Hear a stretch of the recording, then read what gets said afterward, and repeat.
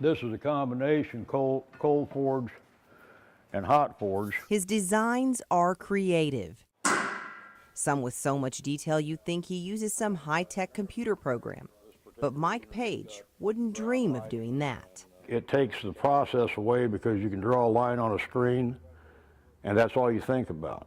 You don't think about the components, you don't think about the fabrication, the installation, all the other aspects that come with that. Mike has been bending metal to his will for most of his life. But each project starts with a customer We'll pop that out. bending his ear with pencil and paper in his hand. A lot of what I do is being able to listen to people when they're describing what they want. In 1985, in a small shop behind his house, Page Ironworks was born. His first project was a fence. 3 years later, he moved to this shop in Carbondale.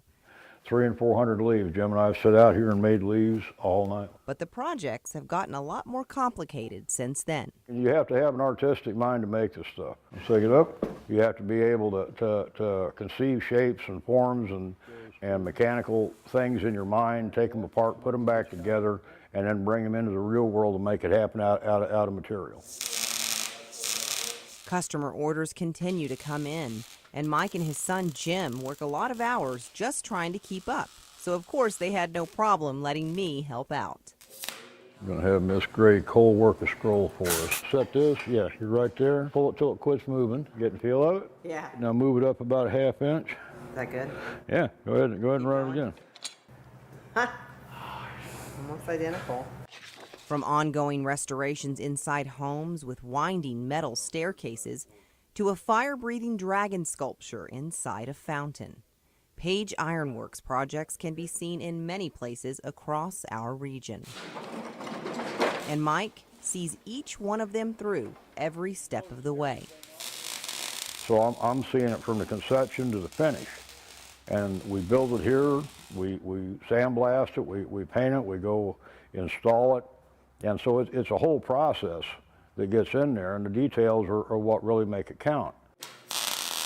Though he says he doesn't make a lot of money, he doesn't seem to mind. He just can't see himself doing anything else but this no-average job. It's really rewarding, and this is just what I do. It's just the nature of what I do. This is what I've wanted to do since I was in high school, and everything from that point on has been leading me here. In Carbondale, Jalah Gray, News 3. Step inside Mario Hodges' workshop and it's like taking a step back in time. The machine he's using is from the World War II era. An old machine, much like his profession, repairing shoes. All shoes. He did from flip-flops to $500 wingtips. Mario is a second-generation shoe cobbler. It's a trade passed down from his father, who started in the business in 1971. He was 10 times the shoe cobbler I ever will be. I mean, I'm decent at it, but he was the man.